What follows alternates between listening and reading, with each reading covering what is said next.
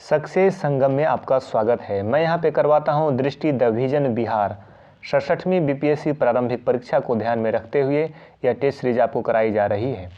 Test संख्या ये 2 हुआ। इसके 2 वीडियो मैंने पहले डाल दिया है। 1 से लेकर के 30 तक पहला वीडियो में क्वेश्चन और उसका एक्सप्लेनेशन डाला गया है। 30 से लेकर के 60 तक, और इस वीडियो में ये तीसरा वीडियो है, इसमें 60 से लेकर के 90 तक का क्वेश्चन और उसका डिस्कशन हम करेंगे। ठीक है, चलिए स्टार्ट करते हैं।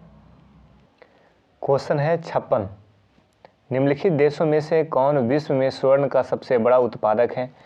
इसके पहले वाले वीडियो में 4 क्वेश्चन मिस हो गए थे, तो 56 से 60, 60 के बाद फिर हम आगे बढ़ेंगे।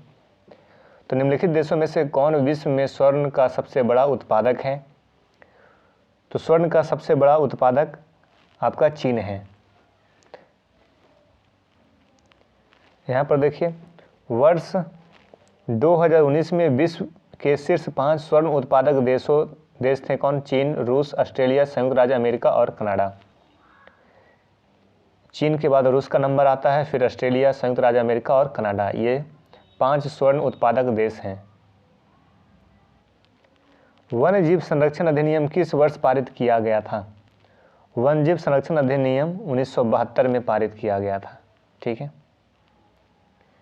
क्षेत्रफल की दृष्टि से भारत का विश्व में निम्नलिखित में से कौन सा स्थान है।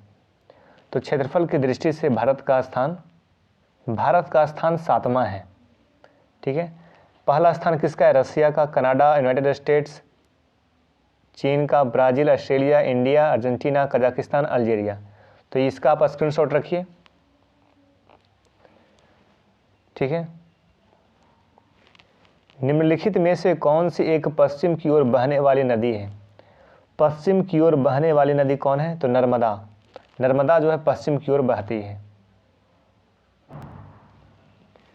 अगला क्वेश्चन है, उस प्रक्रिया का क्या नाम है जिसमें एक जल निकाय पोषक तत्वों से अत्यधिक समृद्ध हो जाता है।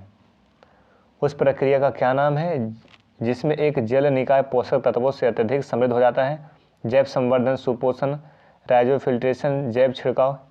ठीक है, इसमें आपको चुनना है। तो यह है सुपोषण। सुपोषण में क्या होता है, एक जल निकाय पोषक तत्वों से अत्यधिक समृद्ध हो जाता है। महानदी और अलकनंदा नदियाँ मिलती है। महानदी और अलकनंदा नदियाँ नंद प्रयाग, विष्णु प्रयाग, रुद्र प्रयाग, देव प्रयाग कहाँ मिलती है। तो ये मिलती है रुद्र प्रयाग में। तो इसका आंसर सी हो गया। चलिए इसका थोड़ा एक्सप्लेनेशन देख लेते हैं। देखिए यहाँ पे ये यमुनोत्री है, गंगोत्री है, केदारनाथ है, बद्रीनाथ है। बद्रीनाथ से ये नदी आ रही है, यहाँ पे धौली गंगा में मिल रही है। यहाँ पे इसको विष्णु प्रयाग बोलते हैं। फिर इस जगह को नंद प्रयाग बोलते हैं, जहाँ अलकनंदा मिल रही है और नंदाकिनी मिल रही है। ये फिर इधर पिंदार गंगा मिल रही है। फिर कर्ण प्रयाग, इस जगह को कर्ण प्रयाग बोलते हैं। धौली गंगा, नंद प्रयाग, फिर कर्ण प्रयाग, फिर ये है रुद्र प्रयाग, फिर ये देव प्रयाग। ठीक है। तो रुद्र प्रयाग तो यहाँ पर देख लीजिए, महानदी और अलकनंदा नदियाँ रुद्र प्रयाग में मिलती हैं। रुद्र प्रयाग 5 प्रयाग, विष्णु प्रयाग, नंद प्रयाग, कर्ण प्रयाग, रुद्र प्रयाग और देव प्रयाग में से एक है। अभी आप फिगर में देख लिए। चलिए नेक्स्ट क्वेश्चन, भारत के निम्नलिखित में से किस राज्य में नाथुला दर्रा स्थित है। नाथुला दर्रा सिक्किम में है। नाथुला दर्रा कहाँ है, सिक्किम में। नेक्स्ट क्वेश्चन देखिए, बिहार के निम्नलिखित में से किस जिले में सर्वाधिक वर्षा होती है। सर्वाधिक वर्षा कहाँ होती है। तो किशनगंज में सर्वाधिक वर्षा होती है। निम्नलिखित में से कौन सी एक अल्पकालिक नदी है। तो लूनी नदी जो है अल्पकालिक नदी है। इसके बारे में थोड़ा जान लीजिए। अल्पकालिक नदी वह नदी है जो केवल तभी बहती है जब वर्षा हो या बर्फ पिघल रही हो। बाकी पूरे वर्ष वह सूखा नदी होती है जिसमें जल नहीं होता है। अल्पकालिक नदियां प्रमुख शुष्क एवं जलवायु परिवर्तनशीलता हेतु जिम्मेदार पर्यावरण निर्धारकों स्थानों में पाई जाती है। भारत में अल्पकालिक नदी का प्रमुख उदाहरण लूनी नदी है, जो अरावली के पश्चिम में स्थित राजस्थान की सबसे बड़ी नदी है। दो शाखाओं यानी सरस्वती साबरमती में पुष्कर के पास इसकी उत्पत्ति होती है, जो गोविंदगढ़ में एक दूसरे से मिलती है। यहाँ से अरावली नदी से निकलती है, जिसे लूनी के रूप में जानी जाती है। यह तिलवाड़ा एक पश्चिम की ओर प्रवाहित होती है और फिर कच्छ के रण में शामिल होने के लिए दक्षिण पश्चिम दिशा में मुड़ जाती है। ठीक है, चलिए नेक्स्ट क्वेश्चन। निम्नलिखित में से किसे भारत में हरित क्रांति के जनक के रूप में जाना जाता है? एम.एस. स्वामीनाथन, बहुत पॉपुलर क्वेश्चन है, पॉपुलर नाम है एम.एस. स्वामीनाथन, हरित क्रांति के जनक।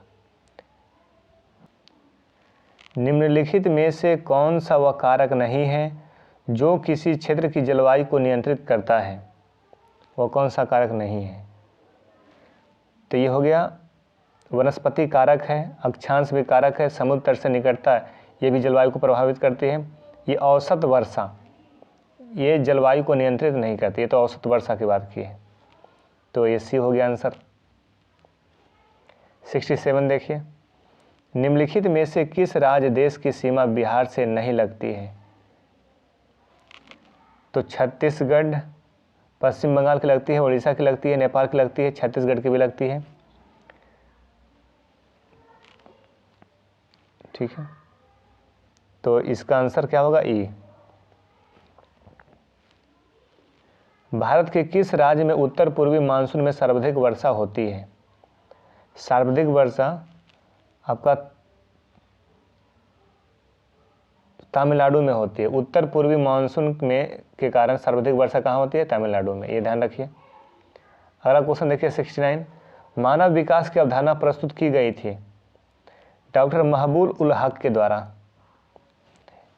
एडम स्मिथ के द्वारा नहीं, प्रोफेसर अमृत सेन के द्वारा नहीं, इरविंग फिशर के द्वारा नहीं। इसका आंसर होगा डॉक्टर महबूब उल हक के द्वारा मानव विकास की अवधारणा प्रस्तुत की गई थी। 70 देखिए, बिहार में पाई जाने वाली बलथर मृदा के विषय में निम्नलिखित में से कौन सा तथ्य सही है? तो बलथर मृदा, चलिए बलथर मृदा के बारे में थोड़ा यहाँ पे जानकारी ले लीजिए, क्योंकि वहाँ आंसर ऑप्शन ई दे रहा है। ठीक है, इसलिए बलथर मृदा के बारे में थोड़ा पढ़ लीजिए अच्छा से। बलथर मृदा कैमूर के पठार से लेकर राजमहल की पहाड़ी तक है। 5 से 15 किलोमीटर तक की संकरी पट्टी में पाई जाती है। कैमूर से लेकर कहाँ तक? राजमहल की पहाड़ी तक। इस मृदा में लौह तत्वों की उपस्थिति के कारण इसका रंग लाल होता है। इसका रंग कैसा होता है? लाल होता है। किस कारण? तो लौह तत्वों की उपस्थिति के कारण। इस मृदा में उगाई जाने वाली प्रमुख फसलें मक्का है, ज्वार है, बाजरा है और चना है। इस मृदा में उगाई जाने वाली प्रमुख फसल कौन कौन सा है? मक्का, ज्वार, बाजरा और चना है। बलथर मृदा के संबंध में उपरोक्त जानकारी के अलावा प्रश्न में दिए गए सभी तथ्य सही है। यानी कि ये जो जानकारी है इसके अनुसार सारा क्वेश्चन में दिया गया सही था। चलिए एक बार क्वेश्चन को देख लेते हैं। बलथर मृदा के विषय में, यह मृदा छोटा नागपुर के पठार और दक्षिण गंगा मैदान के संक्रमणकालीन क्षेत्रों के बीच विकसित हुई है। यह कम उपजाऊ तथा इसमें जल धारण की क्षमता कम होती है। इस मृदा की प्रकृति अम्लीय तथा इसमें रेत और बजरी अत्यधिक पाई जाती है। यह मृदा लाल तथा पीले रंग की होती है। इसका आप स्क्रीनशॉट रख लीजिए।